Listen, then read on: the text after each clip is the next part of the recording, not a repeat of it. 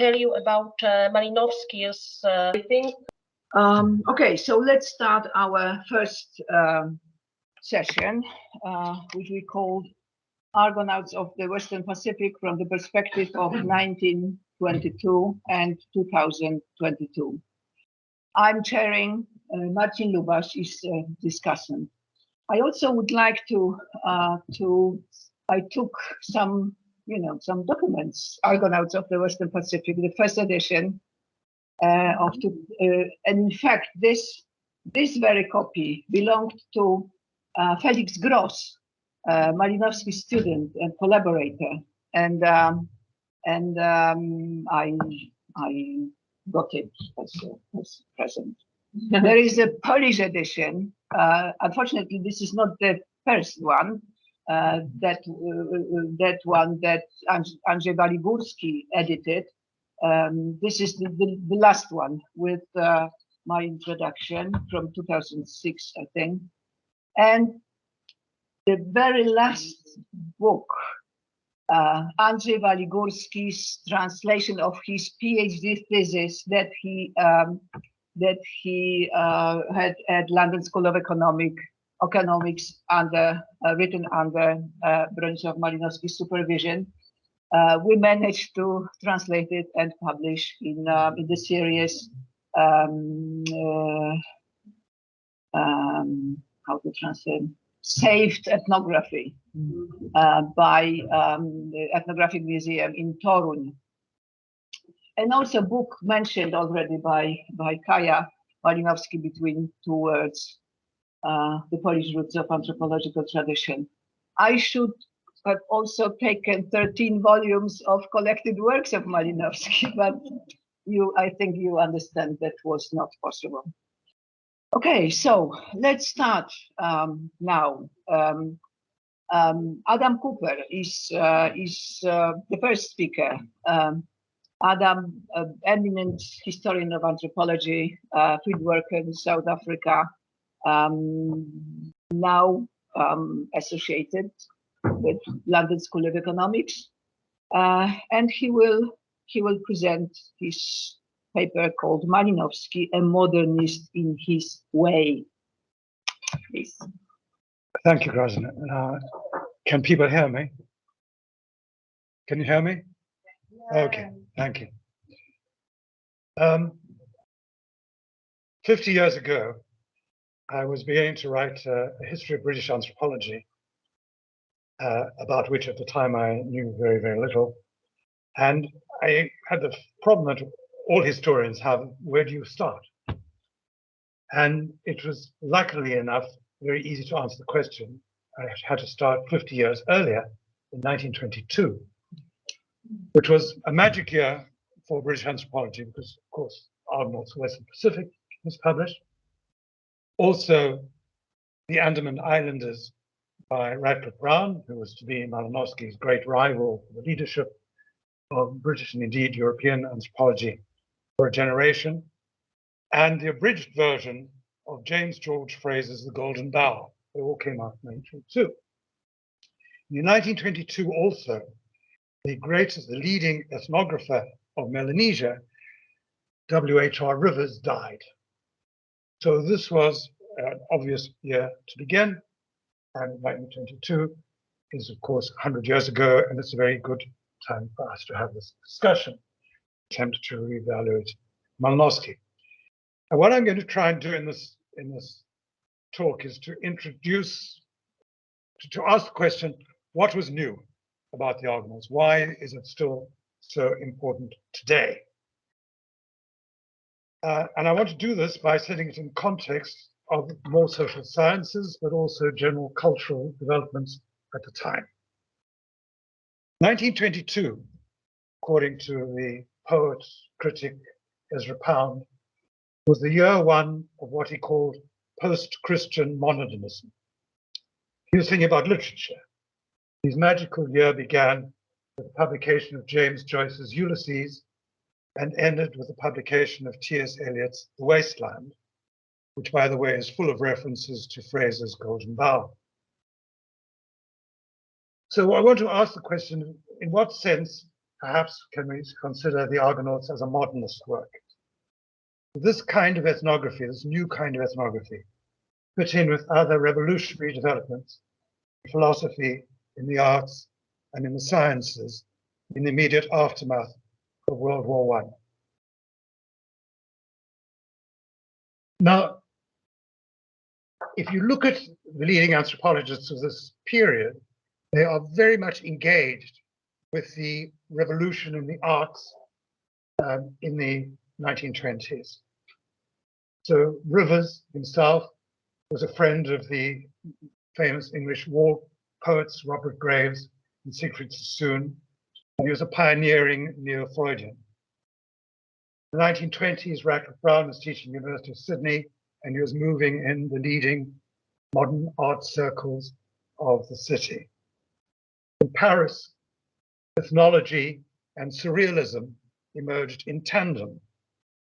The Surrealist Manifesto was published in 1924, and André Breton was fascinated by what he called primitive art and by what he called fetishes. In 1925, Marcel Mauss set up the Institut d'Ethnologie, which relaunched the Année Sociologique. The first volume carried his essay on the gift, which reworked Boas on the potlatch and Malinowski on the kula. Michel Leiris, a surrealist poet, was drawn into ethnology by his ties with the surrealist movement. I quote, he said, "It represented for me the rebellion against the so-called rationalism of Western society, therefore an intellectual curiosity about Perse people who represented more or less what Lévi-Brul called at the time the mentalité primitive. It's quite simple." He's saying it's quite simple. And there was, in fact, a short-lived surrealist magazine called Document, edited by Georges Bataille, assisted by the deputy director of the Trocadero Museum of Ethnology, Georges Rivière, which had an extraordinarily eclectic remit. According to the strapline of the journal, it covered doctrines, archaeology, fine arts, ethnography. And Rivière said in its illustrations could be seen side by side a Zapotec urn and a scene from the Folies Bergère. Now, of course, here in Krakow, Malinowski and his young student friends before World War I were very involved in modernist movements in the arts. And of course, this also flowered, particularly after World War I. And yesterday, I went to this very interesting exhibition in the National Museum in Krakow of modernism in the Second Republic in Poland, which, by the way, has an absolutely brilliant self-portrait by Witkiewicz.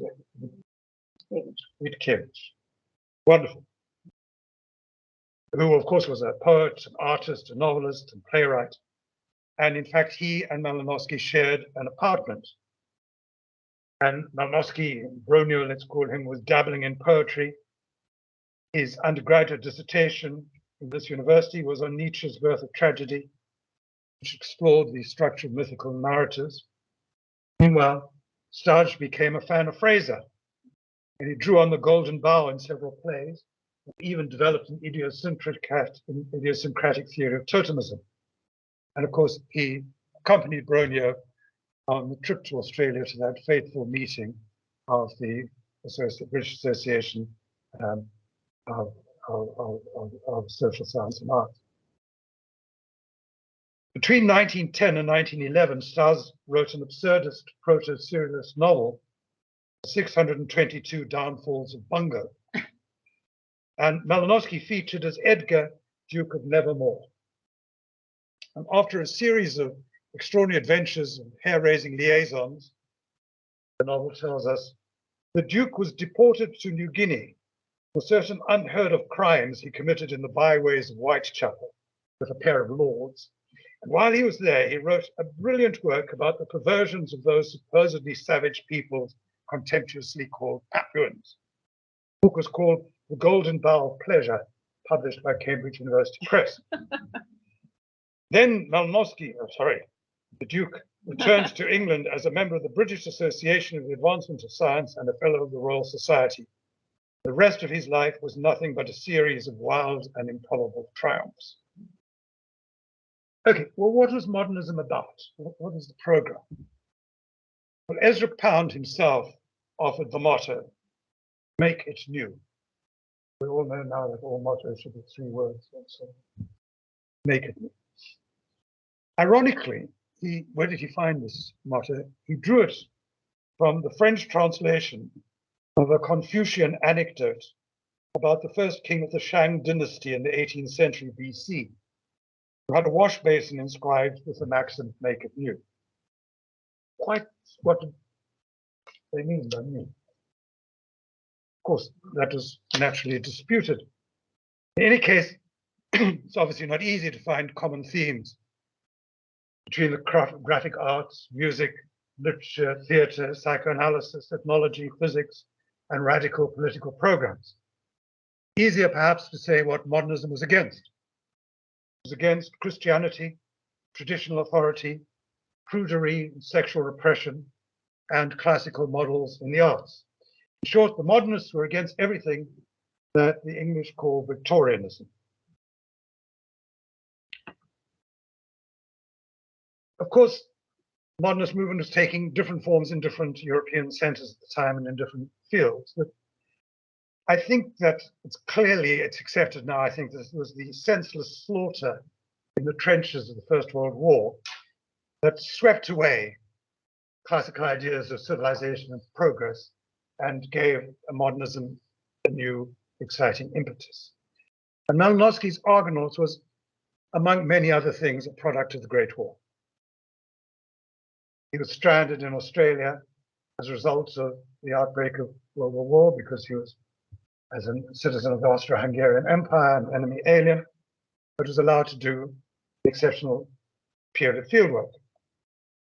When war was declared, his friend Stas immediately left Australia after a blazing row with Bronio to join up with the Russian army.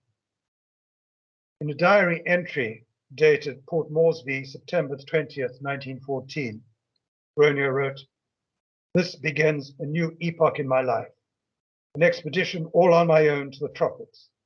My anger with Stas, which became a deep resentment that persists even now, all that belongs to a previous epoch." Throughout the war, he was haunted by news from the front. He was overcome by feelings of helplessness when letters from his mother arrived. She died in 1918, perhaps sealing his determination to make his career outside Poland.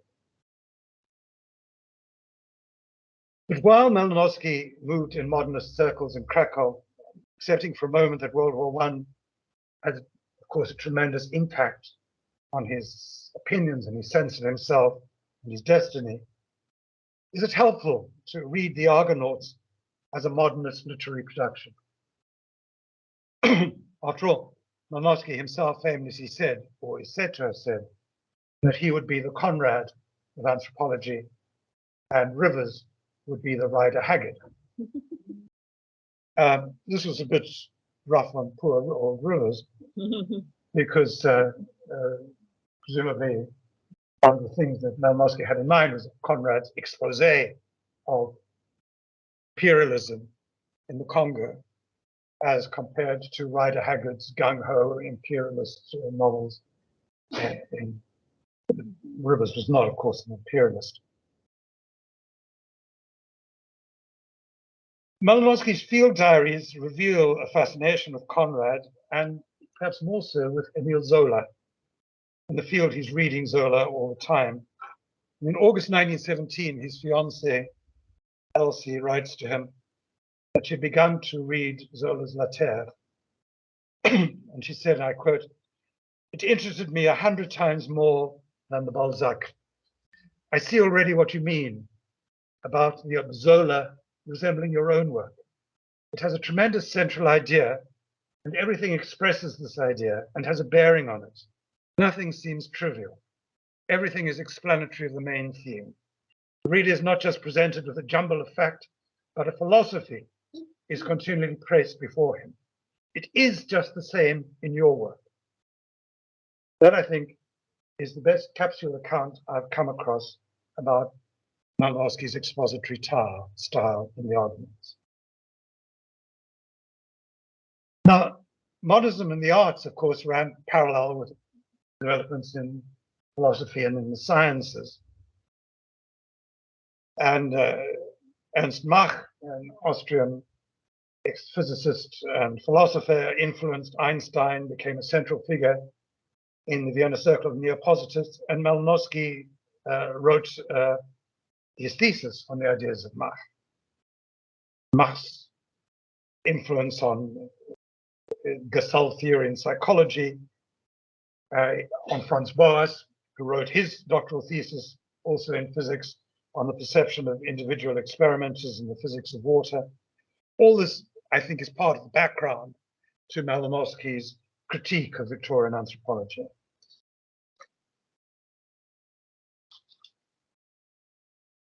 But I think more specifically, there's an influence on Malinowski to be seen in the new philosophy of language, which begins to crystallize in this period.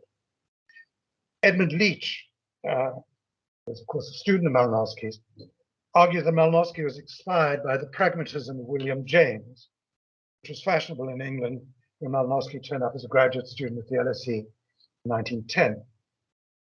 And Leach quotes the evaluation of James's his pragmatism as the sole function of thought is to satisfy certain interests of the organism, and that truth consists in such thinking as satisfies these interests. And Leach says that, in a nutshell, is the whole of Malinowski's functionalism. But pragmatism was particularly exciting to Malinowski for its interrogation of language.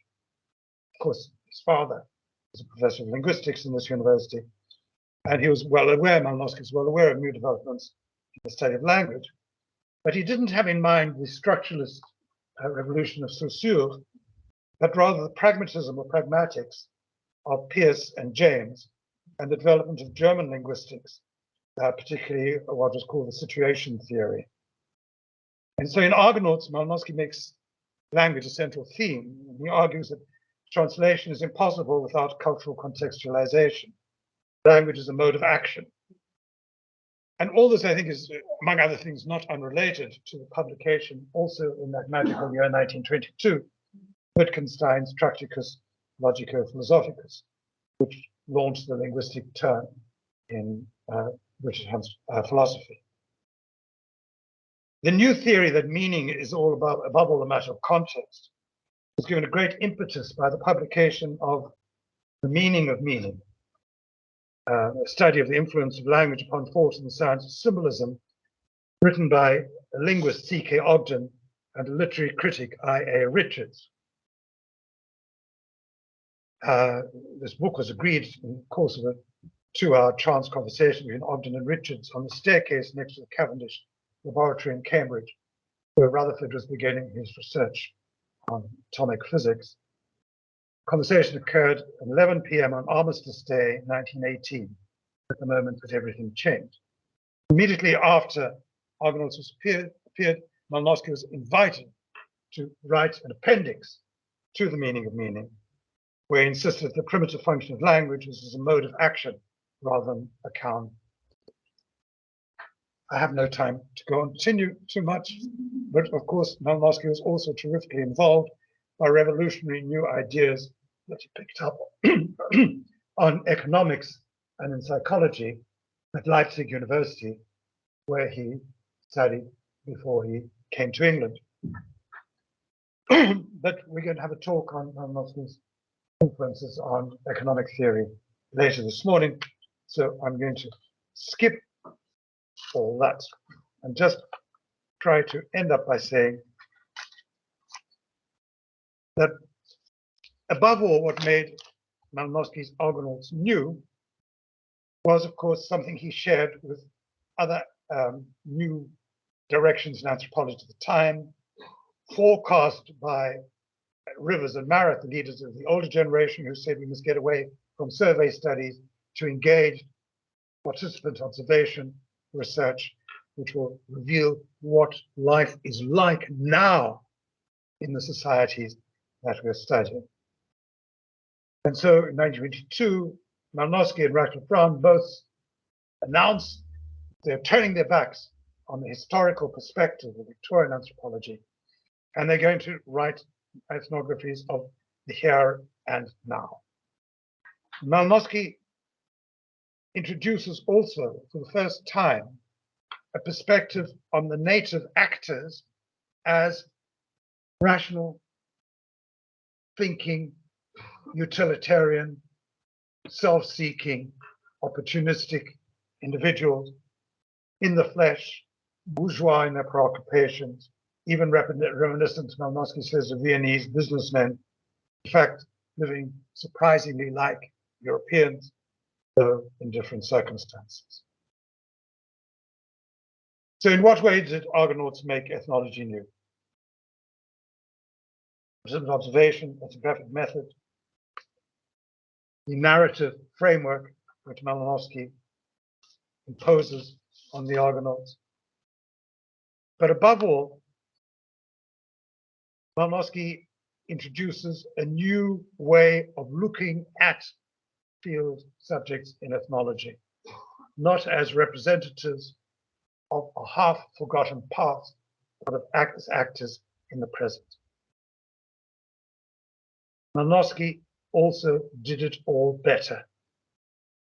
I'm going to suggest in conclusion that he was the Picasso of ethnographic post-impressionism, and he produced the first masterpiece of anthropological modernism. Thank you.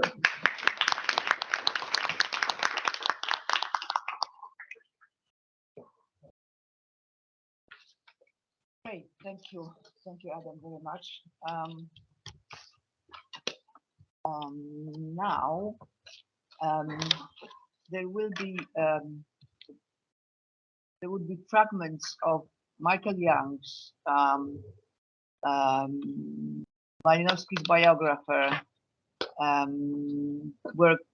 who used to work at Australian National University. Fragments of his text, Tenerife, 1921, The Writing of Argonauts, and it will be read by Deborah James, who was kind enough to yeah, I think it's better if you sit in here.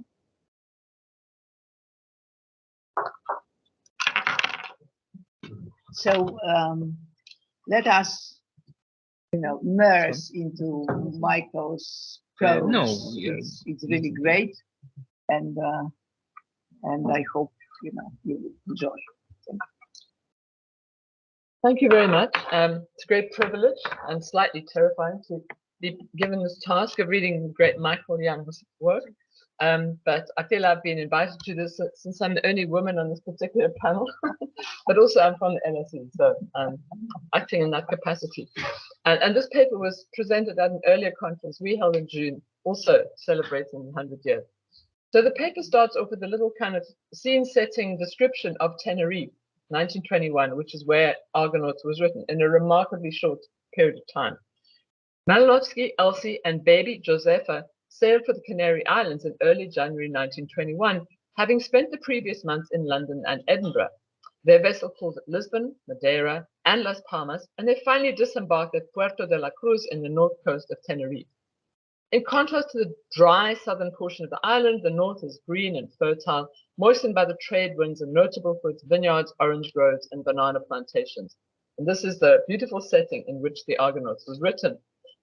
Avoiding the English colony in Puerto de la Cruz, the Malinowskis went inland to Ico de los Vinos, which had been recommended to them in Edinburgh. With its shady squares, graced by laurels, palms, and jacarandas, it was locally renowned for its white wine and a 1,000-year-old dragon tree. We have hired a villa standing at about 400 meters overlooking the Valley of Food, Malinowski wrote to Sir James Fraser, with whom he was reporting all the time.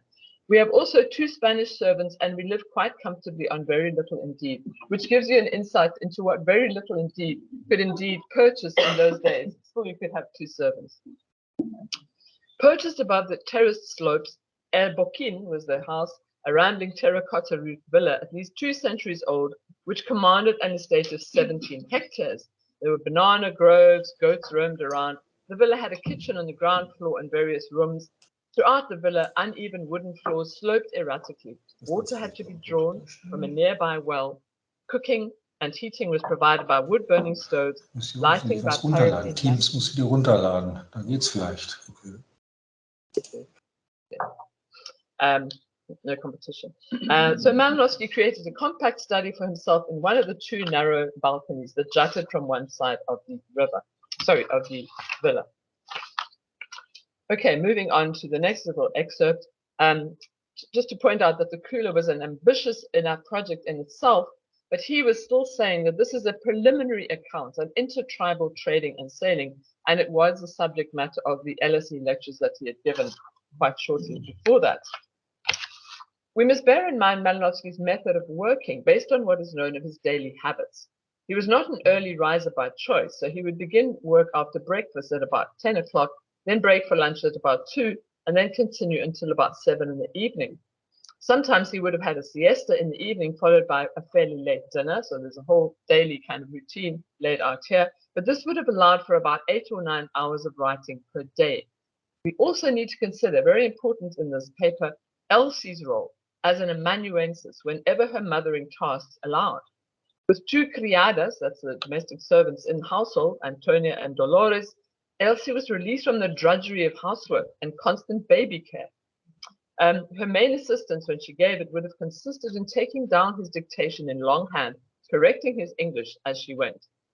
As an accomplished visual thinker, Malinowski didn't need to see his words on the page to maintain a narrative or pursue an argument. Although, as his draft notes for books, articles, and lectures testify, it helped him to set out his thoughts under numbered headings, subheadings, and sub-subheadings, using colored pencils for further visual guidance. It sounds just like the way I wrote my thesis. Having thought about and jotted down in this manner what he wanted to say, he would dictate without putting pen to paper.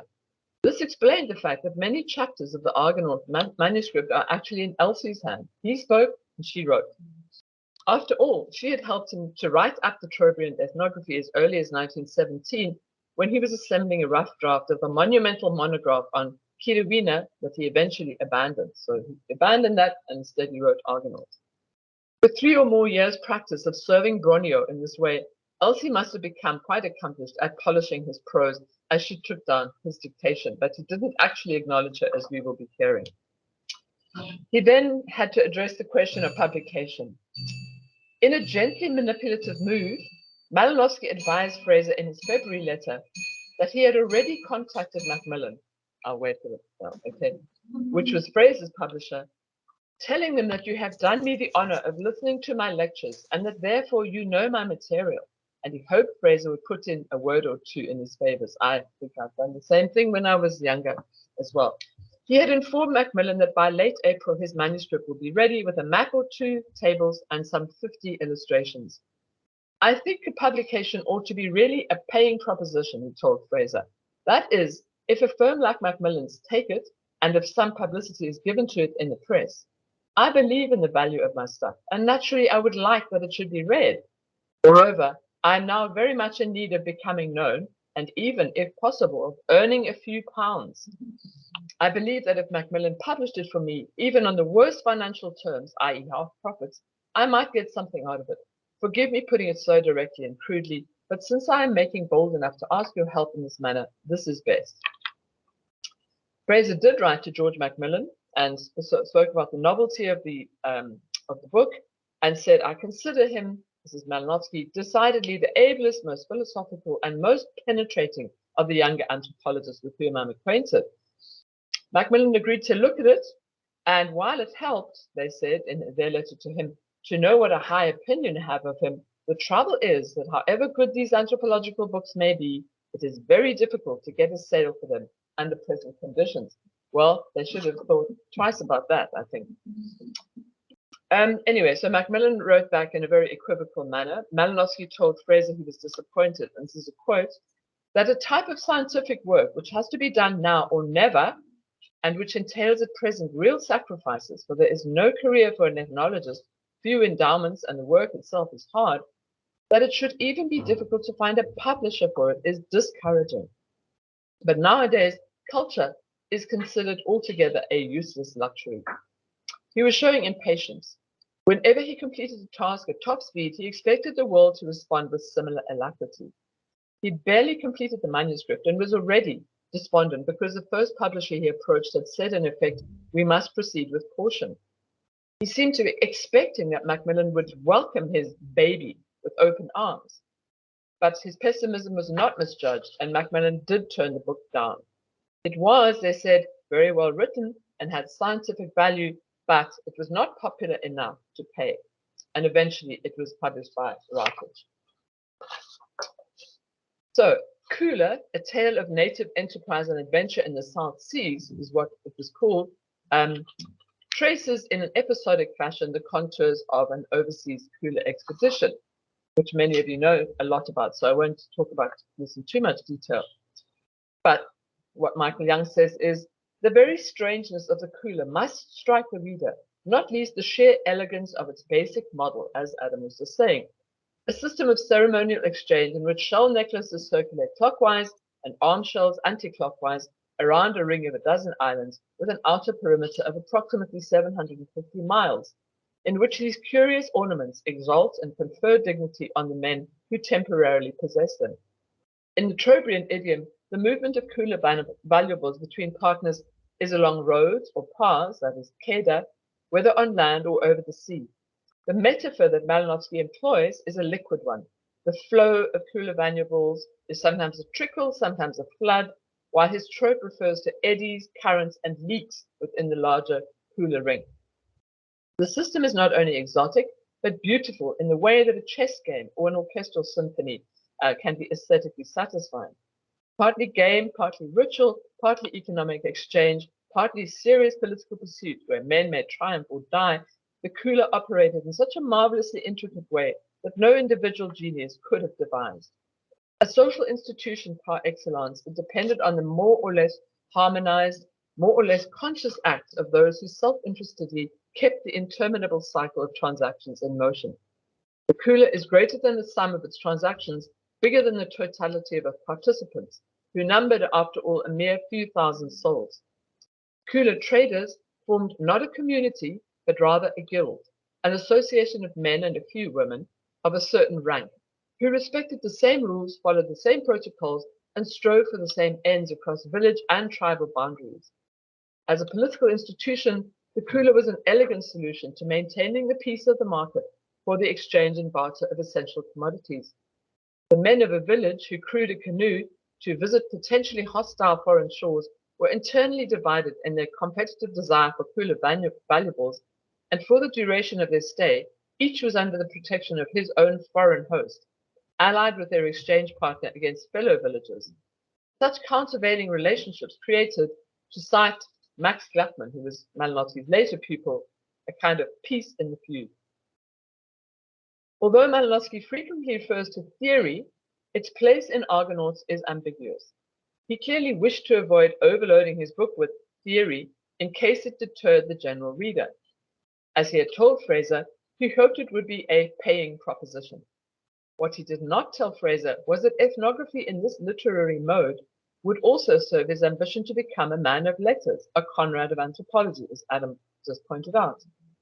In his 1918 diary, he envisaged a general theoretical source in which my concrete documentations are to be dressed up, as if he was willing to subordinate theory to description. On occasion, he used the word theory to refer to the paradigms of evolution and diffusion, which at that point had still got to gain a status as isms, although he quickly retreated from engaging with them, claiming that it's not the ethnographer's task to venture grand deductions.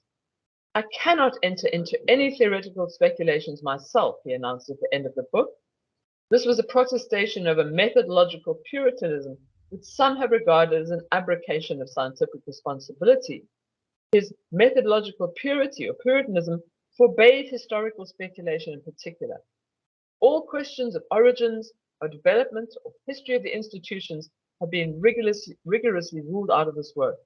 The mixing up of speculative or hypothetical views with an account of facts is, in my opinion, an unpardonable sin against ethnographic method. Okay. So, getting towards the end here, While Malinowski says a lot in his introduction about the proper conditions for ethnographic work, by adducing his own exemplary fieldwork practice, he says nothing about the conditions under which he wrote his monograph as a desk-bound ethnographer on Tenerife with 2 maidservants. As we have seen, some of it was produced piecemeal over a period of years, but there's no doubt that the longest, most sustained and intensive stint of writing was during the 4-month period in Hijo de los Vinos. The problem of how to reconcile the emotional demands of love and the intellectual demands of work that had preoccupied him throughout his early manhood, he had apparently solved by his marriage to Elsie.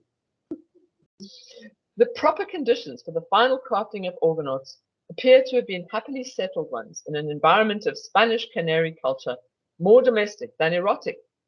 If Elsie, baby Josefa, and the 2 maids created the daily distraction of household clamor, he was enough focused upon his writing to ignore it. The conditions for desk work, in short, were as close to optimum as he could hope for, and he would replicate them later in the Italian Tyrol the following year. So this was, in fact, the ideal conditions under which this book was written. I would only wish that many of us anthropologists could have something similar. So as Michael Young says, it is tempting to read the Argonauts through the lens of the diary. And he, that is Michael Young, has elsewhere described some of the personal experiences that Malinowski exploited for ethnographic purposes, such as the superstitious terror that gripped him when he was almost shipwrecked by a violent squall in the Amphlets. Examples could be multiplied, but this is not to say, as James Clifford has proposed, that the diary and the Argonauts constitute together a single expanded text.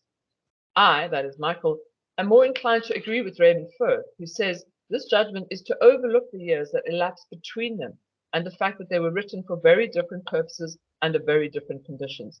They were also written in different languages and quite different styles, and no amount of blurring of genres can make them coextensive. Crucially, only ʻArgonautsʼ was written for publication by, as Firth puts it, a happily married man in a time of relative tranquility, and therefore, of course, they are poles apart. And this, of course, was a pun. Right, I think I've kind of got to the end, so I'll leave it at that. Yeah. Thank you. Thank you.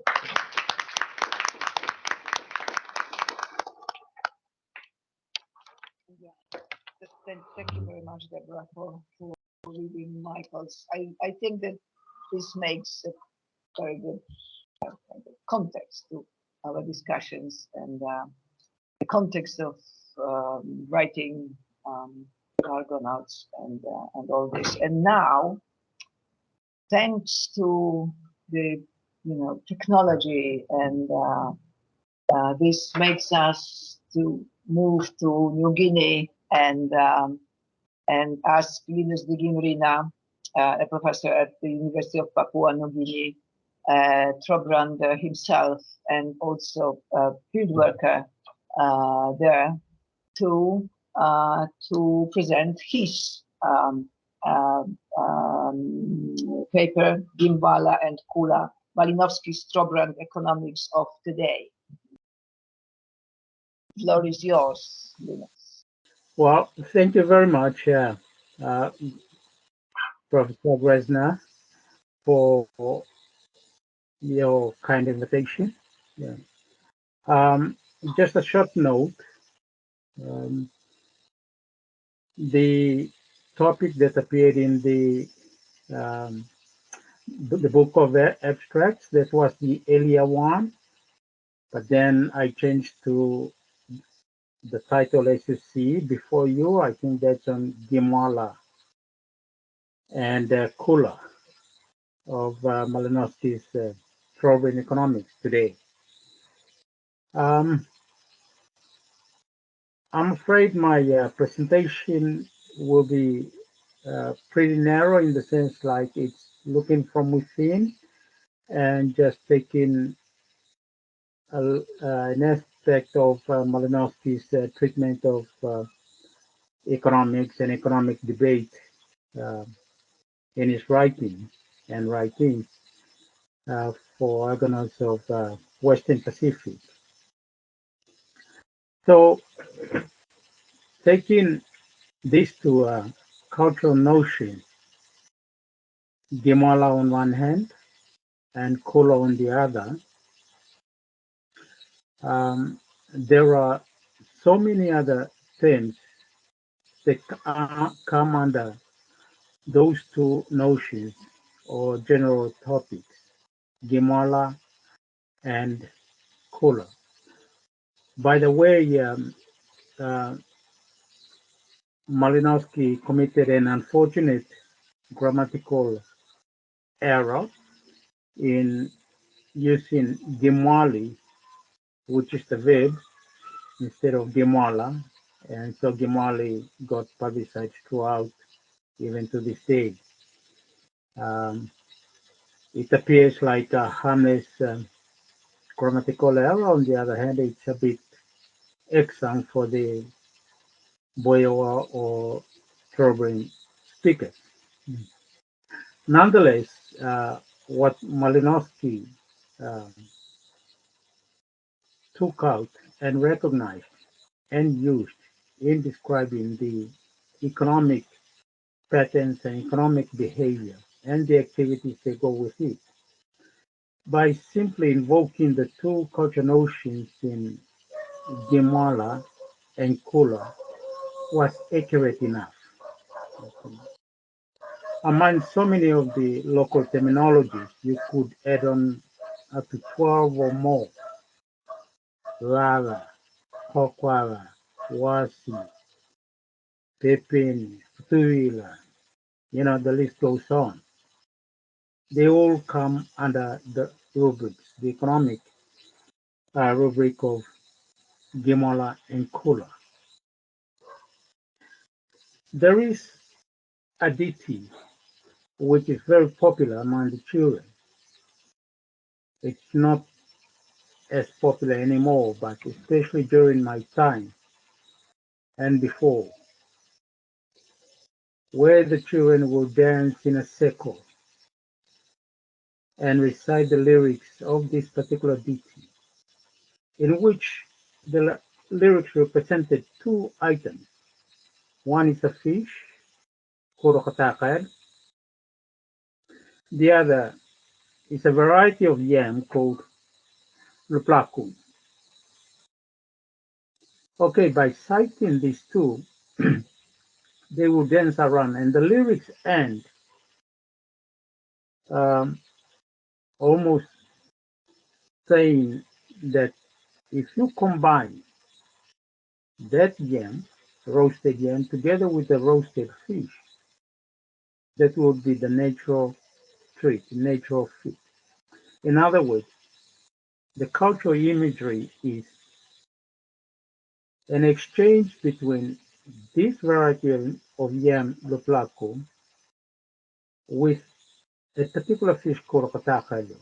Will create this natural relationship between, on one hand, the terrestrial side, ecological habitat, and then you have the marine environment. So by pressing the meaning further, it's really about an exchange relationship between the fisherman and the yam cultivator. How can both share and have a good life, year in, year out? Now, it took me a while growing up. As a kid, I was very familiar with the ditty. I think it was my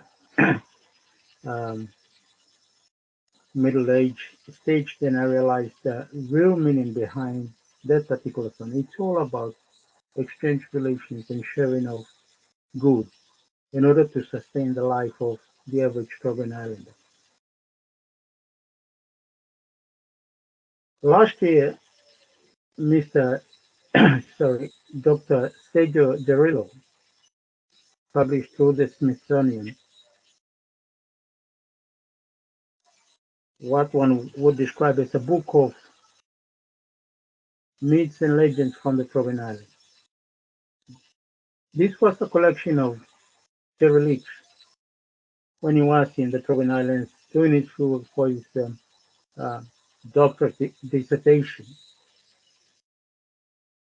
And he made a collection of these wonderful myths and legends.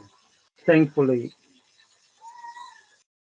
Sergio Gerillo was able, through the assistance of Smithsonian Institute, to put it together. A few of us helped, yeah, and publish it. But somewhere within the volume, for the first time, I think, Sergio described the strain of garlands of flowers that Trobriand Islanders normally wear to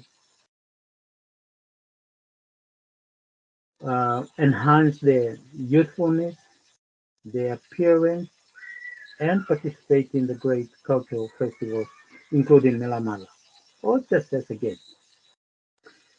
There are various ways of spreading the flowers.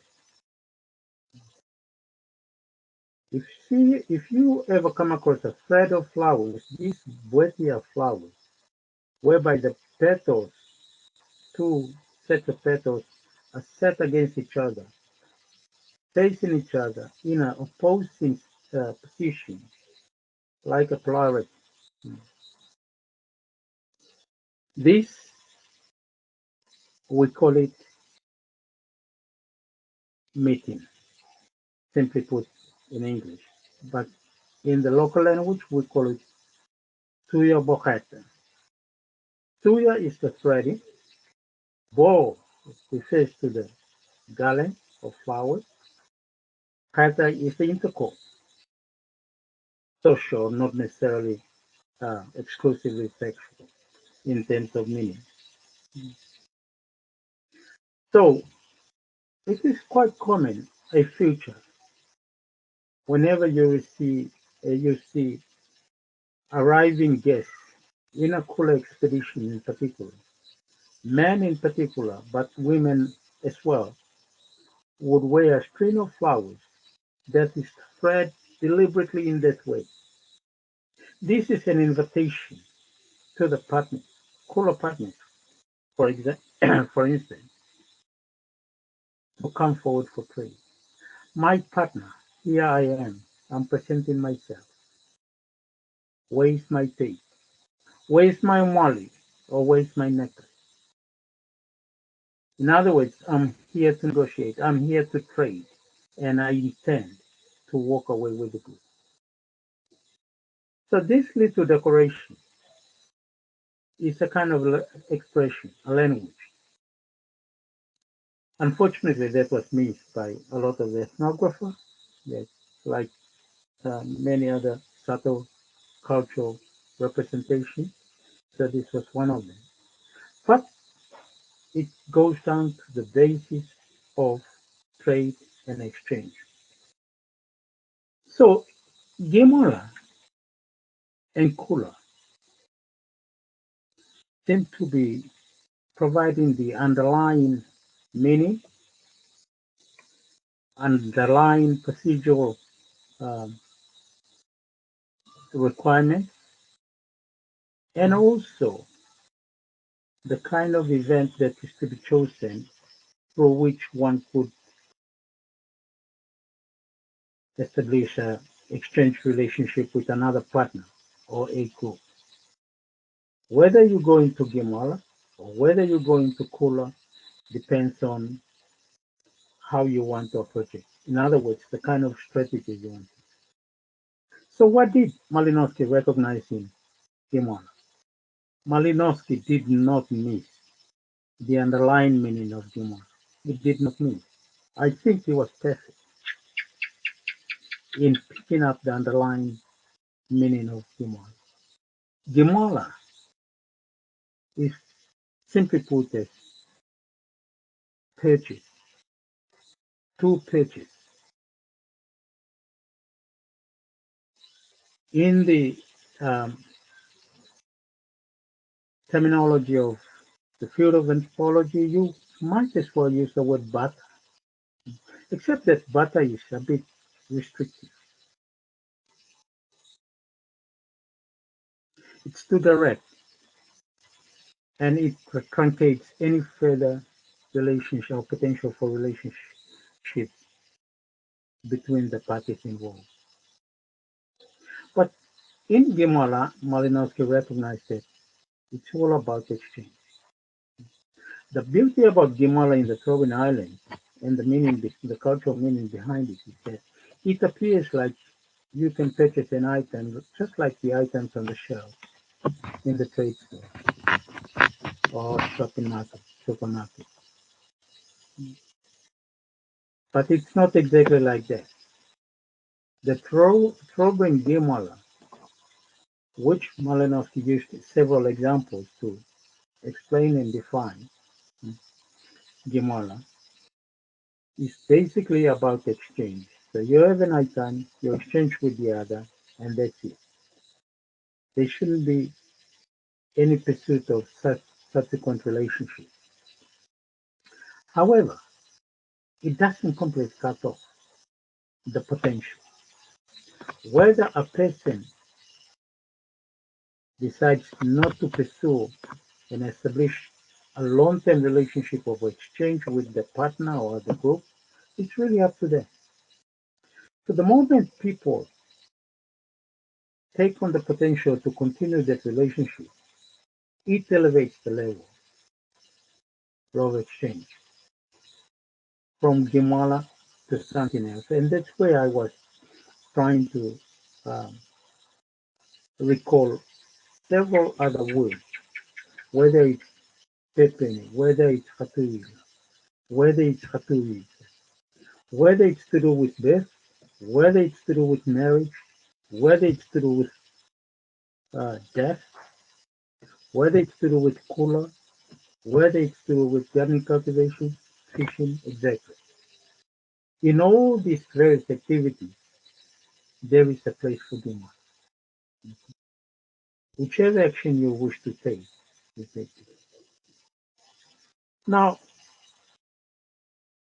the literature, very good work done for Marcin, which is the Kula area in the Malinowski province of Papua New Guinea. The literature seemed to have impressed us, almost convinced us, that Kula is the external activity, much bigger and greater. And Gimwala and so many others are internal, and you find that all over the Marcin little society. Well, I am one who will not subscribe to that view. To me, Kula is Gimwala, and so is Gimwala is Kula. Both involve initiating, sustaining, and even terminating exchange relations between individuals and parties. Both do that. Both provide that. Both allow individuals the opportunity to initiate, to establish relations, sustain it if they wish to, and terminate it as I said. Kula. The only difference between Gimwala and Kula is that Kula is at a greater scale, far more extensive, involving more people, even different groups. It's overseas. But fundamentally, it's the same as Gimwala. And I think Malinowski didn't make a mistake in starting off with Gimwala before advancing to describing Kula. In Argonauts of the Western Pacific, apart from the debate about the economics of man and the theories behind it, the description and details of Kula is all about scale and how different procedures are taken. Actually, it is Kula.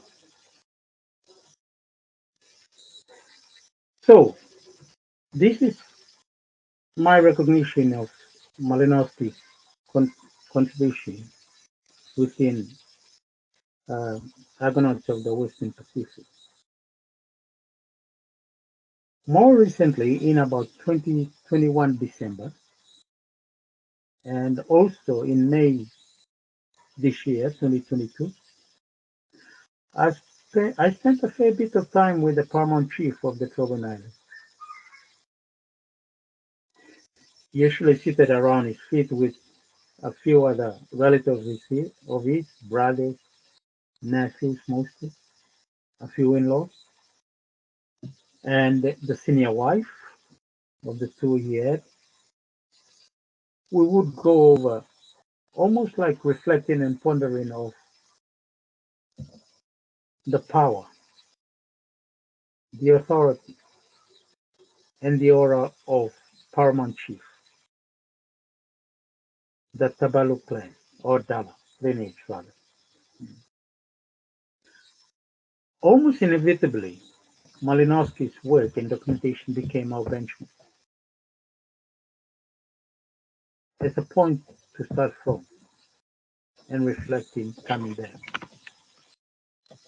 We and the others around us, and talking to a few other Trobriand elites in the urban areas, and a few more other elders back at home in the Trobriand Islands, we agreed that there is this gradual disappearance of the power, which is quite apparent, then authority, and the aura of the office of the paramount chief.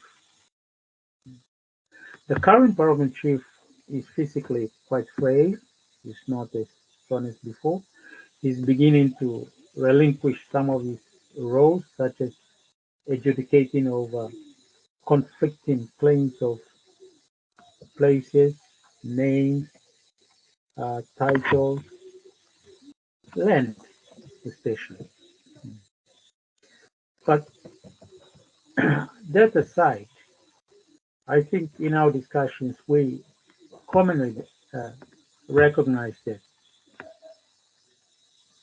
the power and authority of paramount chief Tabalu, therefore, is on a major decline unless a major social engineering takes place to sustain the power. The biggest threat seems to have come from the church, Christian church, on one hand, and Papua New Guinea as a state. The kind of leadership systems or models have basically um, undermined the traditional paramount chief and its authority. So you have leaders, young leaders, who are not part of the paramount chief circles, but becoming leaders and manage to take roles that allows them to maneuver resources on the island, which traditionally belong to the office of the paramount chief and the others. So paramount chief has been sidelined in a way, quite effectively. So the church, for example, the yams cultivated and including cash are moving more towards the leaders in the church, more so than the paramount chief, clearly. And when you look across to the state, which is the local government council, have I got much time left or?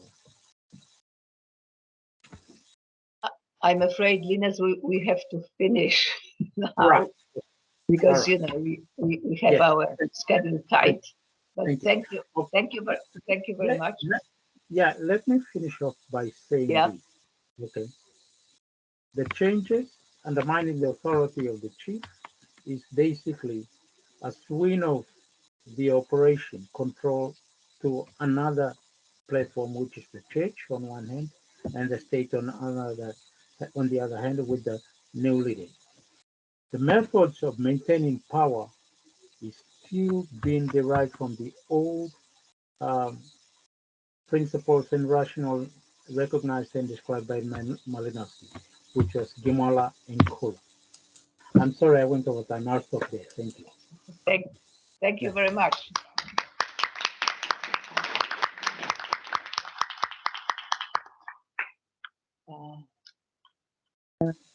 Thank you, and I'm sorry, you know, technique has some limitations. You know, New Guinea is far away, so we couldn't hear well. That's obvious. Yes. But now we will move to in another direction to Jan Kubik, our former colleague and friend still friend from our anthropological section in the Institute of Sociology. Now he's professor at Radboud University, but also at University College London, where he used to be a director of this Institute of Slavonic and something else. Sorry, I never remember well.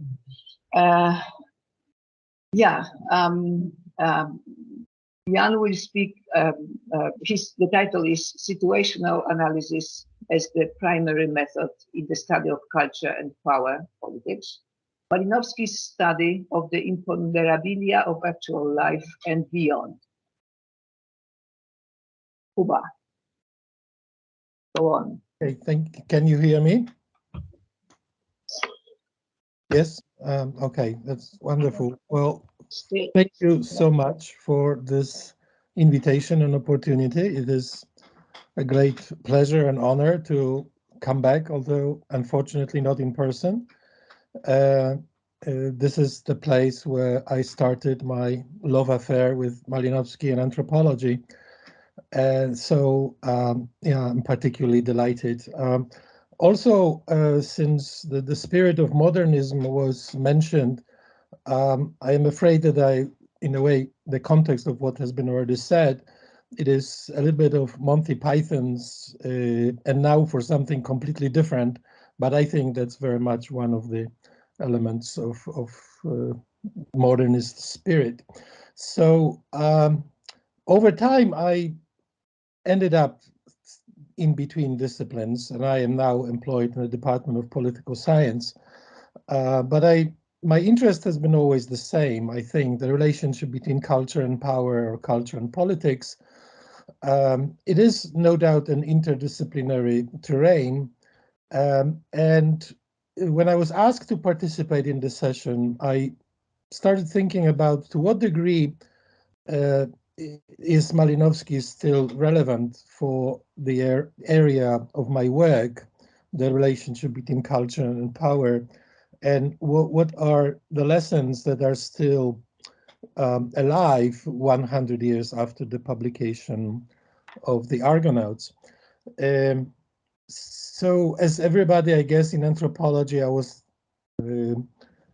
exposed to the Argonauts in preliminary seminars, well, first in Krakow, but then again when I was doing my graduate work on Columbia, and particularly the first chapter is, everybody is asking, what are we supposed to do? Well, one of the places you go when you look into classics is the first chapter of the Argonauts. So here's the story, how I see the links between what I'm trying to do, what I'm doing, what I think should be done in the study of culture and power, and how all of this links to Malinowski.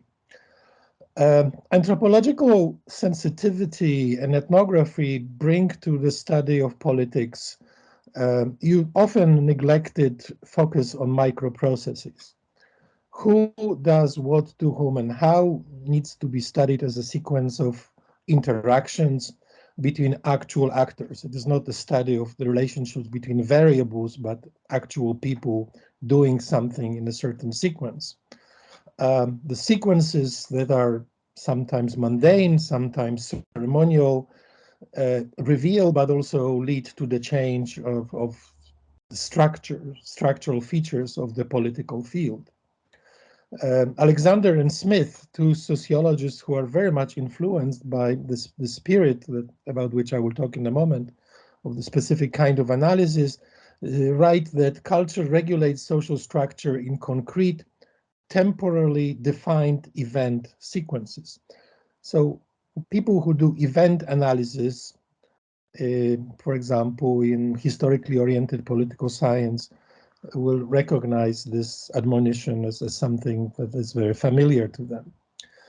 Political anthropology in particular, or anthropology in general, developed several conceptual tools to study such sequences. Arguably, the greatest contribution to this area comes from the Manchester School, established and led for many years by Max Gluckman. The school produced several methodological and theoretical innovations, and I will list a few which I find most important, at least in my own work. Everything begins with situational analysis, and this has its roots in Gluckman's analysis of social situation in modern Zululand,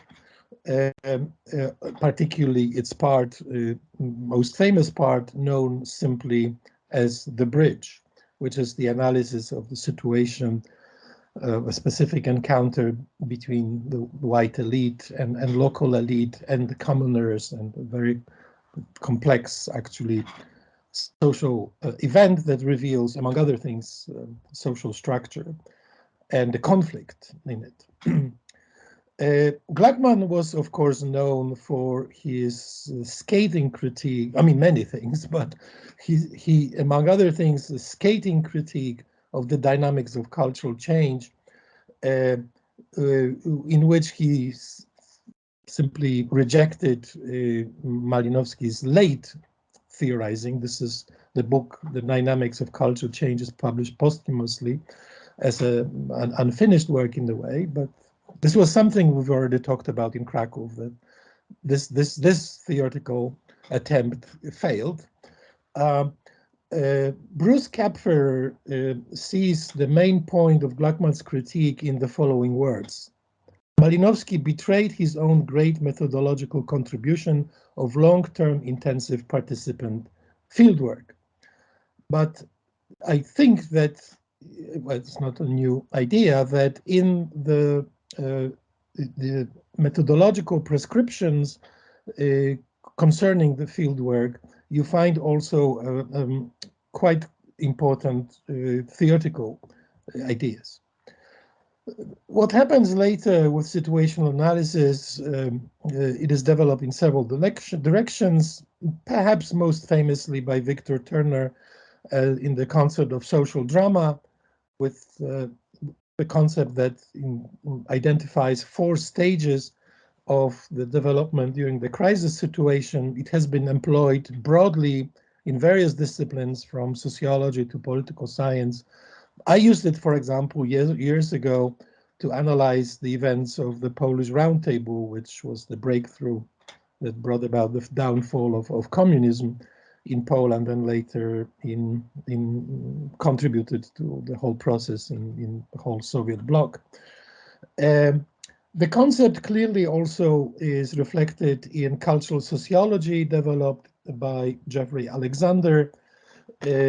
Alexander and Smith write, for example, that detailed, thick description tends to be the most persuasive in cultural studies, and then we must fight the tendency to portray this relationship between culture and power in brush strokes that are too general. We need to do it. The best way to study this relationship is looking at literally also daily interactions. Clearly, also the echoes of this idea are in what is known in political science as process tracing, with its emphasis on the actual reconstruction of actual sequences of actors' actions and reactions.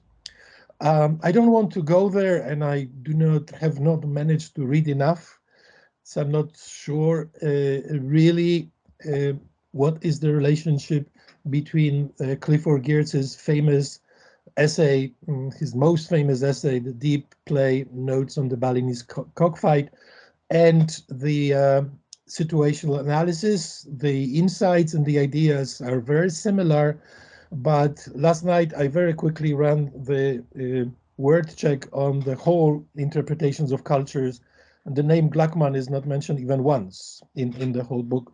Malinowski, of course, many times. I don't know what to make out of this. I don't think that Geertz was particularly engaged in a dialogue with the Manchester School, but I may be wrong. Anyway, the spirit of interpretation, as I read Geertz, is very similar to situational analysis. So this is what is happening in the school, that to some degree, on some at least areas, departs from Malinowski.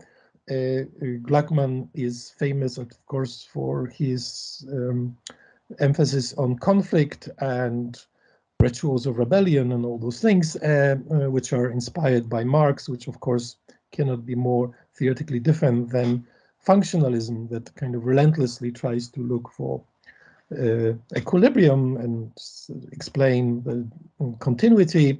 But of course, it is all more complex. Nonetheless, the question occurred to me, so what does it all have to do with Malinowski, and where is there any link? And as I said, I went back to rereading carefully again, which is very good to do after many, many years, the parts of Argonauts, and particularly the opening chapter.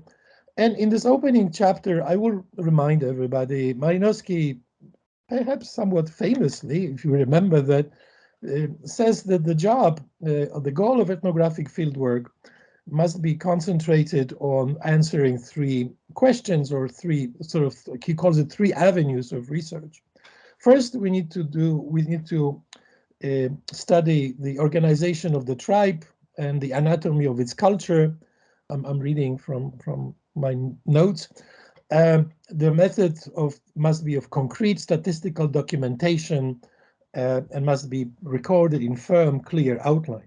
Once we have the organization, the second task is the study of the imponderabilia of actual life and the type of behavior that needs to be filled in the sort of static structural analysis.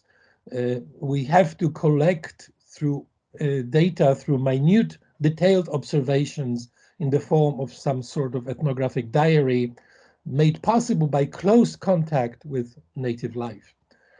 And that's, of course, the most famous, the most perhaps revolutionary idea of Malinowskian breakthrough in anthropology. And finally, he says, third avenue is the collection of ethnographic statements, characteristic narratives, typical utterances, items of folklore, and magical formulae.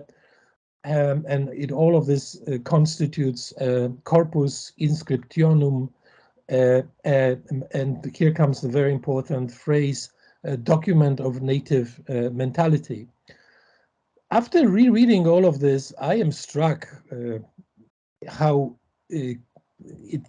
current, still cutting edge all of this is. The admonition to study structure, then study the flow of life, and then pay attention to the documents of native mentality. This is a pretty comprehensive program, and if you try to do all three things, I think you are still in a pretty good shape if you manage to do that. The whole thing is, Malinowski says, to grasp the native's point of view. And I realized how many times this phrase is attributed to Geertz, and of course it is in the Argonauts. So trying to now pull out some common themes and summarize all of this a little bit. And this will be organized a few remarks that follow as answers to question, what are the connections between the Argonauts and the innovations of the situational analysis?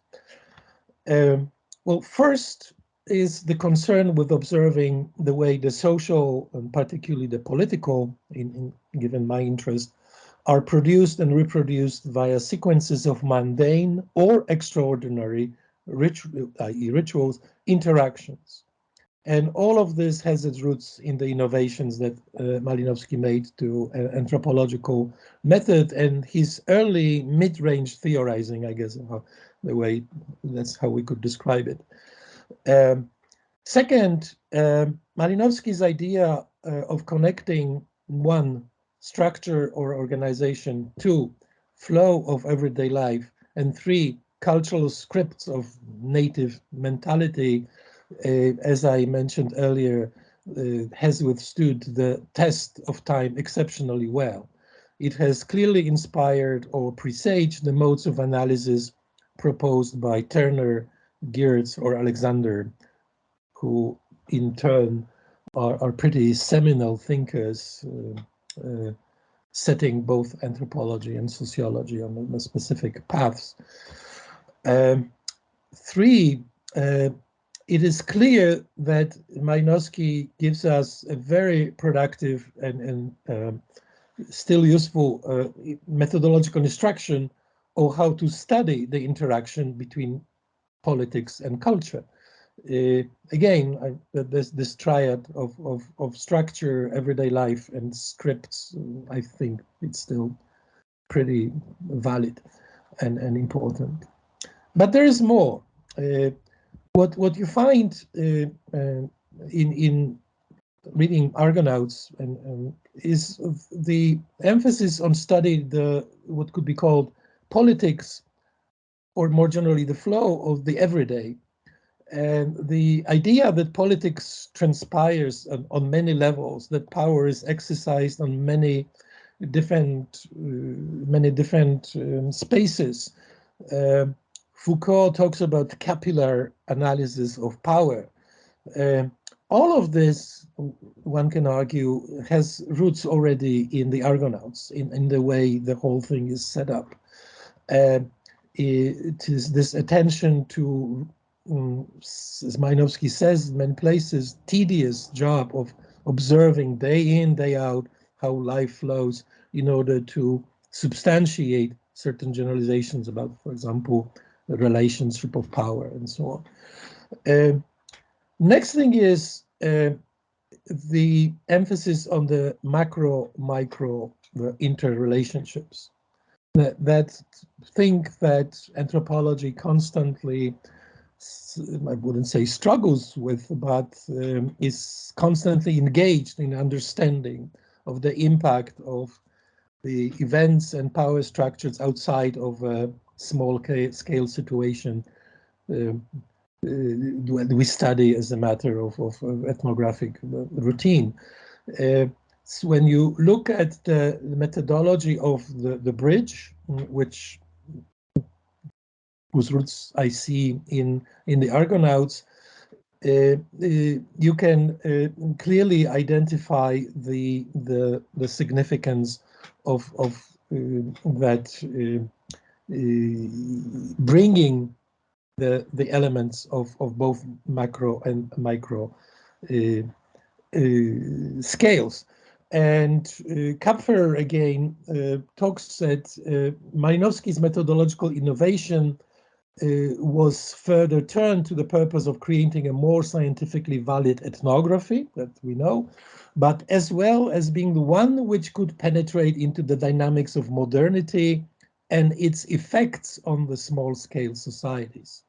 So the effects on the small-scale societies of larger structures, that already is sort of an idea that Malinowski was very much aware of, and of course it is much more developed later by Gluckman and the situational analysis. And finally, Malinowski is often, well, functionalists in general, accused for being unable to deal with change, with time, with process. But I think that in the Argonauts, there are at least the rudimentary beginnings of maybe not the conflictual analysis, which was then brought to anthropology, particularly by Gluckman. So maybe that's not there as much as the process. The process is there. The process obviously can be studied on many different levels, the different scales, but the analysis of process begins in the observation of the sequence of everyday interactions. And that's clearly what it's all about in the Argonauts. So you observe, record, and systematically analyze sequences of events in everyday life, both mundane and extraordinary, in order to understand how well, economic exchanges, as we heard, happen, and economic life happens, but also how power is exercised. And I think this is the element that sets apart not only his idea of needs and so on, Malinowski from Radcliffe Brown, who was more focused on I think looking for structures and maybe less attuned to the necessity of studying the flow of also everyday life, and that is again quite clear to me that comes from the Argonauts. So I guess the main takeaway from all of this is that despite of the fact that Gluckman was so critical of Malinowski's later theorizing, he himself kind of recognized, at least the way Kupfer writes about it, the tremendous significance of the breakthrough contribution that the Argonauts constituted, and that is the analysis of context, situation, and the flow of events, which this looking at them is the necessary study for me. The lesson is when I want to understand how power actually works in the society. That's all. Thank you so much, and thank you for your attention.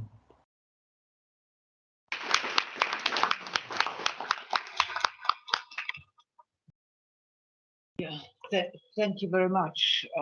Thus, we managed to almost come to the end of the session. Now, I would like, and this will be a regular schema of our proceedings, that after the whole session, a discussant will take just 5 minutes summary, pointing out to important problems and themes, and trying to grasp main ideas. Marcin Lubaś, our colleague from the department, the anthropology, social anthropology section, will start this role. Yeah, please. Thank you very much. I'm not quite sure what is that, either latent or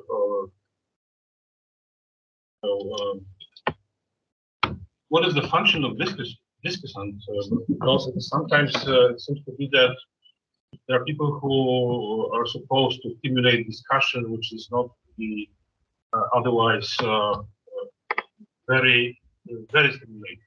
But I'm 100% sure that after these 4 presentations, the discussion in this room will be very stimulating, because these presentations brought us to the core, to the heart of Malinowski's project, Malinowski's enterprise, and there is a kind of proof in the presentation that there are many ways in which Malinowski still connects to the present. I'm very much intrigued by this Adam's Kuper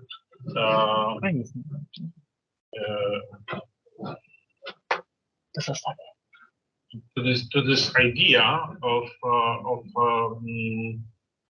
embedding Malinowski in the context of modernism. It is obviously not a new idea, but I'm curious about our present moment and the connection between Adam's Kuper presentation and our historical consciousness, as far as how this modernist project is connected to our contemporary historical sort of consciousness, our sense and this very short and very apt definition of modernist idea, that is ambition to bring something new, to make a certain kind of revolution, to break kind of breakthrough approach. It is curious in the context of contemporary debates in anthropology and in other social sciences and human sciences, as we sometimes have this feeling of going backwards, you know, of going out of steam, and in the sense of being a bit dependent on the past, and this. Obviously, there are many things which could be said about this first presentation.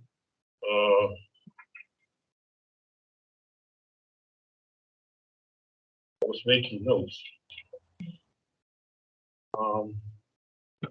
about Malinowski's and his specific sense of timing, a kind of rare capability in Malinowski to synthesize various ideas, various currents of thought, and to make out of this complex mixture a kind of new a new composition, new conceptual composition. In this regard, I think that this very deep analysis of Malinowski's background, and Alan Kuper emphasizes many connections of Malinowski's thought to ideas of his contemporaries, and to ideas which were dominant in his time. And in a sense, of course, it is a warning against some kind of approach which Pierre Bourdieu once called charismatic ideology. So in a sense, sometimes we tend to think of great people in history as people who invented themselves, who just created something out of nothing. And this particular presentation of Malinowski's ideas shows clearly that it is impossible, and that's not the case, obviously. But it does not, in any way, it is not. I don't think that there is. I still think that that the point made in this presentation is that it was the greatness of Malinowski was that he could synthesize all these ideas. So in a sense, what makes a great man, what makes a great scientist, is not just that he or she invents out of nothing her or his ideas, but rather how he or she synthesizes various currents of thoughts, various feelings, even though I would say. So in a sense, I think that it is very clearly proved in this presentation how good Malinowski was in synthesizing, in making something new out of certain ideas already available. I would talk much longer about this presentation, but there's obviously no time. The second presentation gives us very important insight as to context in which monographs, the texts of anthropologists are produced, because we usually think about the scenes described in monographs, but this particular chapter, this particular piece from Michael Young, the great monograph, shows us another perspective, because it is not only important what ethnographers and anthropologists write, but where. You know, the very place of their writing is also very important, especially in history of anthropological ideas. This is certainly a very important aspect. As to the third presentation, I have I had a personal problem of let's say of understanding due to this you know, some problems in communication, but it brought me directly to the sense of what fieldwork, at least in my sense of doing fieldwork, is. This is full of noises, you know, unexpected situations. So you have barking dog, you have some children, and it is very essential, to me at least, it's a very essential thing of what fieldwork experience, fieldwork sense can be. So in the sense of these presentations connects ethnographically, you know, it's very fascinating part of anthropological, let's say, anthropological way to compare various ethnographies of the same area from different periods of time. I don't know whether such a situation exists in other sciences, whether psychologists study the same people, you know, do experiments, or sociologists do similar things. But in anthropology, one of the fascinating things is this: how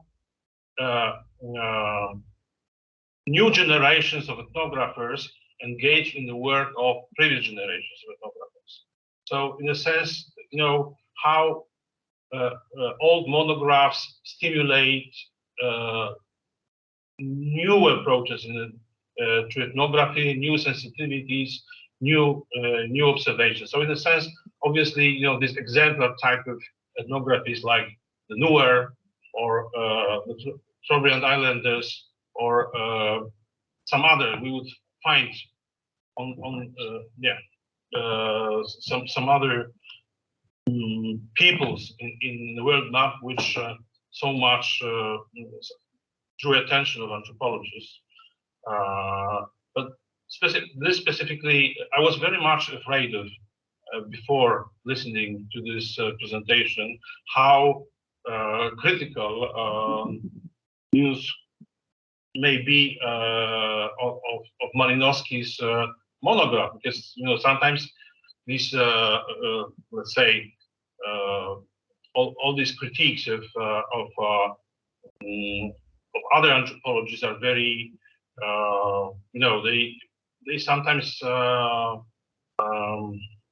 shake our confidence on monographs of these masters. But I had no impression that it was a deadly blow to Malinowski's ethnography, even though, of course, there are many things to be corrected and many things to be you know, supplemented. And the last text connects to also to very important aspect of ethnography, that is situational analysis and processual approach. And I wholly agree with Jan Kubik that you can find perfect examples of this idea, even though it was not named by Malinowski. Malinowski did not invent the idea of situational analysis and this, you know, this kind of case within the case approach in anthropology. Without doubt, I mean, it goes without saying that obviously it's already present in his monographs, and obviously it is very helpful when we think about social scientific analysis, and it doesn't matter whether it is conducted in anthropology or in political science and sociology. I was very much interested in the very last comment made by Jan Kubik about functionalism and processual analysis. And I do agree with Jan that if you don't think about functionalism as a theory, a grand theory, but rather as a kind of middle range or even micro analytical framework, this gives you a possibility to follow processes. It is not, something which completely ignores processual nature of the world, but reading monographs, the functionalist monographs, but not from the perspective of grand theory, but rather from the perspective of ethnographic analysis, from the perspective of ethnography, of the theory which is somehow implicated in ethnography. And this was, it comes to my mind the observation by Polish anthropologist Józef Obremski, who once observed that Malinowski's theory was in his ethnographies, rather than in this big edifice of the scientific theory of culture. So if you read monographs, you also learn about his theory much more fruitfully, and it is more powerful than if you just read this later scientific theory of culture. So in a sense, I myself, and I'm sure that it's not just my own feeling, very stimulated by all these four presentations. I'm sorry that I could not follow Linus' detailed ethnographic analysis in much more detail due to certain problems. But still, I find myself, and I will repeat, it's not only my own feeling, very stimulated by these presentations, and it's a very promising beginning of our conference. Thank you. Thank you. Marcin made another contribution. Okay, so I'm now opening the floor for any comments, questions to presenters. I don't know, urgent issues to be discussed. Come, ask. Yeah. Thank you. I've just got one point to make, which has preoccupied me a little bit about Malinowski, but also in relation to your paper, Adam, when you talked about how he was a modernist. And when you think of modernists, you think of sort of stream of consciousness writing, or Picasso cubism, and dismantling the subject, or turning things into sort of very fragmented visions. But on the other hand, you pointed out that Malinowski had a style of writing which was extremely coherent and inspired by a certain theme, which was sort of running right throughout the whole monograph. And indeed, that is exactly what he did. So I just wondered how those two compete with each other, and maybe this also comes to the other presentations we heard as well. To what degree was Malinowski being kind of very, very novel in his way of doing things and thinking, or was he somehow still having some sort of notion of how you need to present a coherent picture of the world, and not just one that is fragmentary and kind of, I don't know, even surrealist, for example?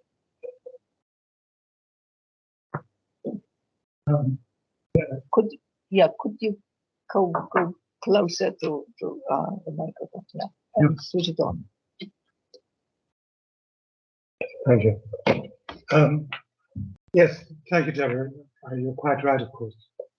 In fact, I got a flashback immediately to when I came back from my first field study Kalahari Desert to my supervisor in Cambridge. And he said, I wanted to write a short account before you read your field notes, say what you found out. And I headed it a stream of consciousness report from the field. I said, oh my God. You're quite right. Well, Malinowski, to the extent that he was influenced by literary models, he was influenced by the realism of Zola, and in a way of Conrad. So it's not his style is not exhibited. But what he does introduce for the first time in anthropology is a narrative which some people have suggested he got from Fraser, which I think is also true. But it's the first time it really shapes the whole monogon. So the whole of Argonauts is shaped as the Kula expedition. You follow the expedition through the stages. At each stage, he gets you the diversions and the particular events of the time, brings in new subject matters, material culture, witches, garden magic, and whatever it is to illustrate his account. So that's the structure is very modernist.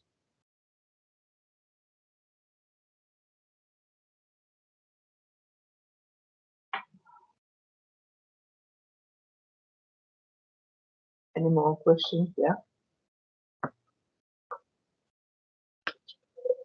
This one of my comment, not a comment, but a question again to Alan Kuper about the war and anthropologists. Because it's very interesting. You said in your presentation that war, the First World War was very important, tremendous importance to well, not only to Malinowski, obviously, but to many anthropologists of that generation. And what do you think about the general connection between great wars, two great wars, and anthropology? I think that this topic is not very much discussed by anthropologists, but on the other hand, it seems to be that if you think about this post First World War anthropology and post Second World War anthropology, the importance of these two great wars and things which happened during these wars is important, even though it is implicit somehow in ethnographies, in anthropological sensitivity. Still, I think it is a very important idea or problem, rather, to be developed. So, could you say a bit more about this relationship between the First World War and Malinowski's sense of duty, sense of this kind of commitment he felt, let's say, reading letters coming from Europe and thinking about his mother and the situation, in Europe during his fieldwork. How you would connect these two things? Yes, I think that's very, very important. And I think, again, a second revolution in anthropological thinking, and certainly more broadly in the social sciences, was the aftermath of World War II. One of course, Malinowski and Boas are both involved in New York right through World War II in mobilizing anti-fascist opinion in the social sciences and more broadly. It's really obvious that after World War II, the reaction against racial kinds of thinking, nationalist kinds of thinking in the social sciences and in the human sciences more generally is enormous. And I think there's a similar revolution after the fall of the Berlin Wall, at least in European social science and political thinking, etc. And I agree with you that in writing disciplinary histories, we tend too much to neglect the political context, the broader effects of world events and national political events, which seems to me more and more as I think about it now, a long time trying to write disciplinary histories, shaping a lot of the developments in the social sciences. I was just writing something recently about the founding of UNESCO, and Julian Huxley forms UNESCO immediately after World War II, and he takes as a theme of UNESCO, in a way, deconstruction of racial thinking. And he immediately commissions a series of popular scientific papers on race, including the famous one by Lynn Strauss, another by Sheila Heath, one by Huxley himself.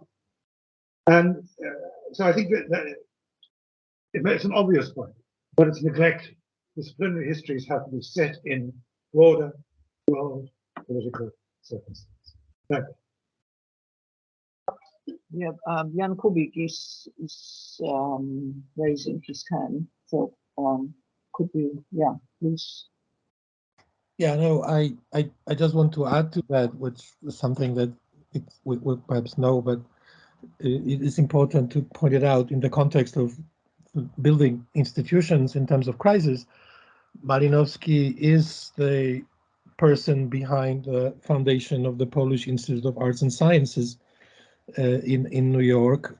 So that's one result, following on Adam Kuper's ideas. And then, of course, in 1947, Freedom and Civilization is published, which is against posthumous, but contains a number of ideas that are directly related to his position on war and imperial powers and so on. And it's a separate matter, you know, how well it reads today.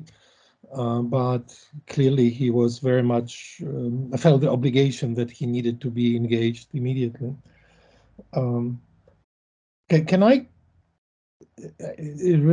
sort of respond or follow up on what Marcin said? One thing. It will be a different topic, but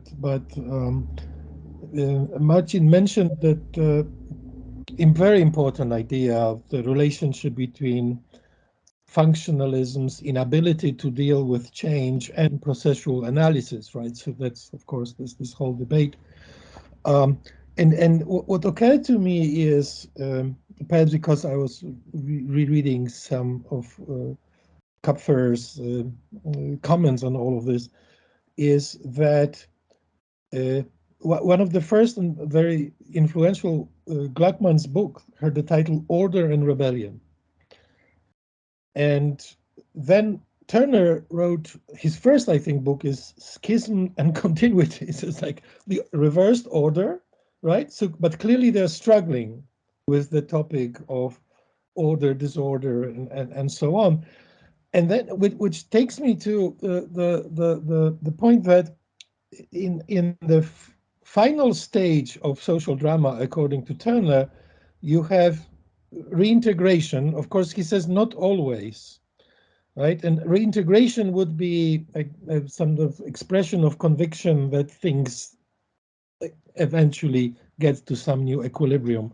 And I have a sense that this is Marcin's point, to kind of refer it to the present day situation, that we are losing, that the societies lose this ability to re-equilibrate, to reintegrate, that we are, after the crisis, we are beginning to head in some crazy directions.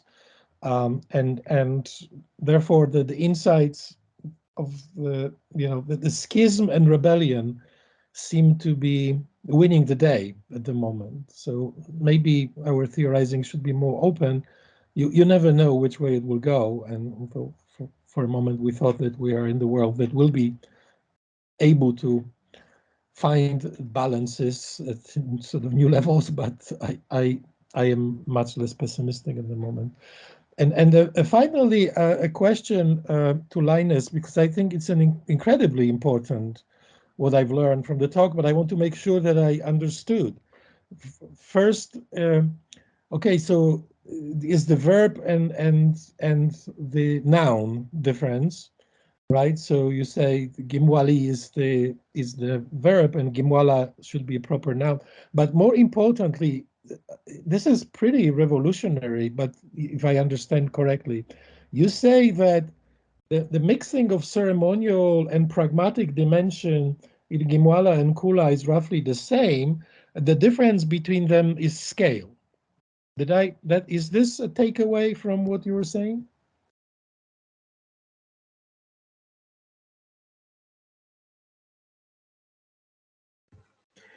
Yeah, Jan, that's correct. That's what I was saying. Thank you.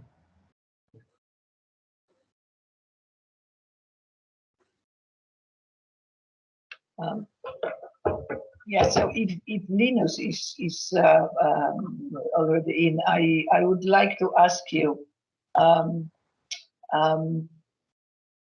you know, you are a perfect a perfect critic of Malinowski's ethnography, but what about appreciation? Could you say a few words about what you appreciate and still is valid and accepted?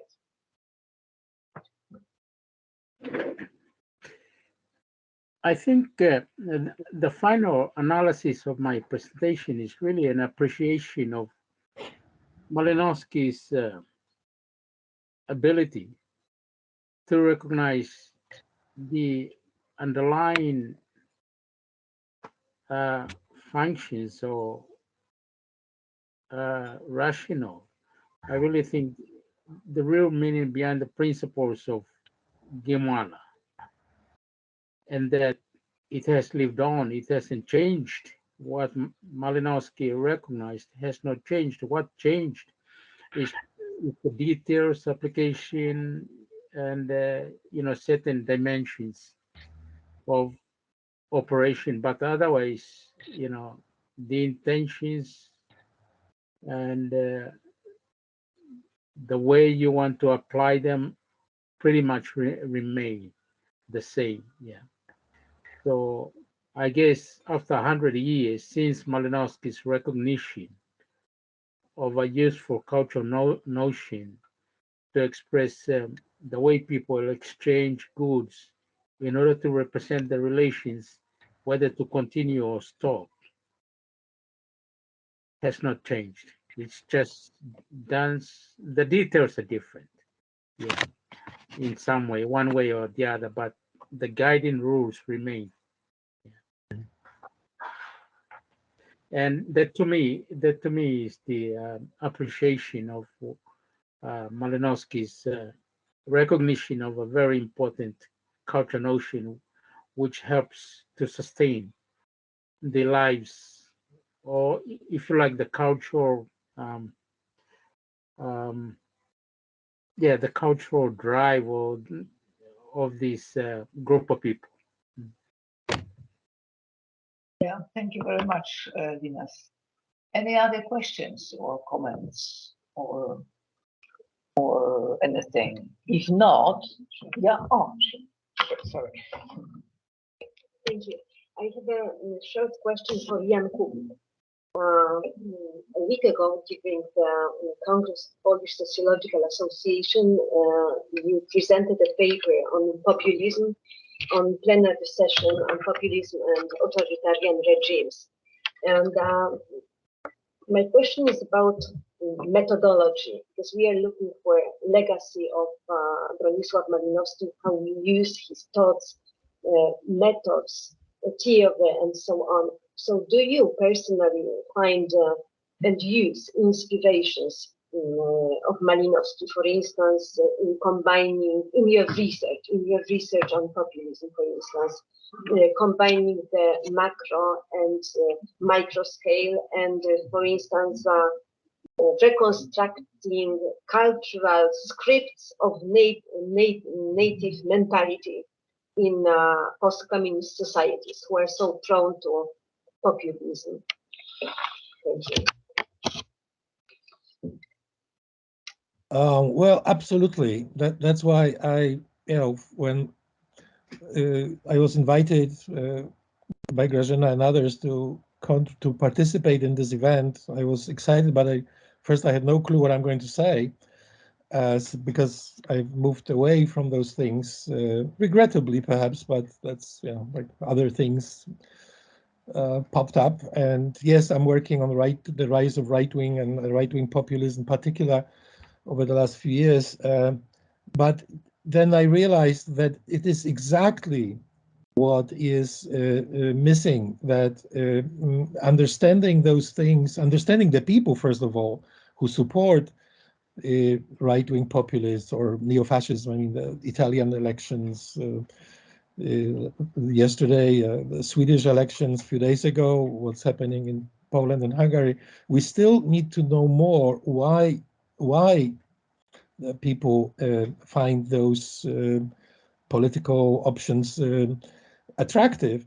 And I am, for example, also at the moment an editor, Grażyna knows, of the special issue of Ethnologia Polona, with several contributions that are exactly about that. The people who, for example, managed to do some ethnographic work with the groups of the supporters of right-wing populists and so on. But I think that what is particularly important is not just looking at the details of everyday life, although it is important, and understand those people, understand those mentalities. But also, I think we need to, I'm trying to employ as much as possible the idea of looking at interactions, in other words, at situations, to see how a day, for example, of events unfolds, where there is a group of supporters of far right in the streets, and they perform their presence, and what happens, and who reacts to that the same day or the day later. What kind of sequence is triggered by such an event. And I think that's the way I read the Argonauts, that it's there. It's this second element in this triad, imponderabilia of everyday life. Yeah, thank you, Jan. Thank you all of our speakers. Now, so I'm closing the session, and lunch is waiting. However, on our way to lunch, which is down, in the basement, we will stop at Ola of Collegium Marius, and this will be a kind of a first element of the Malinowski tour I have organized. And we have to go there now, because later they are closing everything, so we will not be able to enter. And the guide is waiting for us, so he will tell, or she tell a few words, and then I will show you what is the most important, the portrait of Lucian Malinowski that is hanging there, so we will be able to see. So take your, just, I don't know, handkerchief and the mobile phone and go down there to and these badges, because they are entitling us to lunch. Thank you. Very important. Thank you. Thank you very much.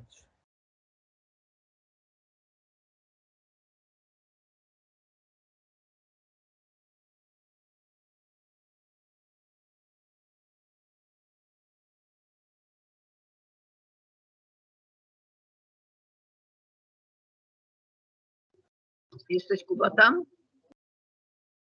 Kuba, czy go zmroziło? Jesteś? No, dziękuję bardzo. Zakończymy sesję i jakbyś miał jeszcze ochotę, to wiesz, przyjdź po lunchu, a pewnie twoim śniadaniu. Czyli za godzinę? Tak, za godzinę. Okej, chyba będę. Czyli zostanę tutaj i po prostu się włączę, tak? Tak. Okej. No. Dobrze, to nie wyłączam tego. The same is to all of you. In an hour, please join us back.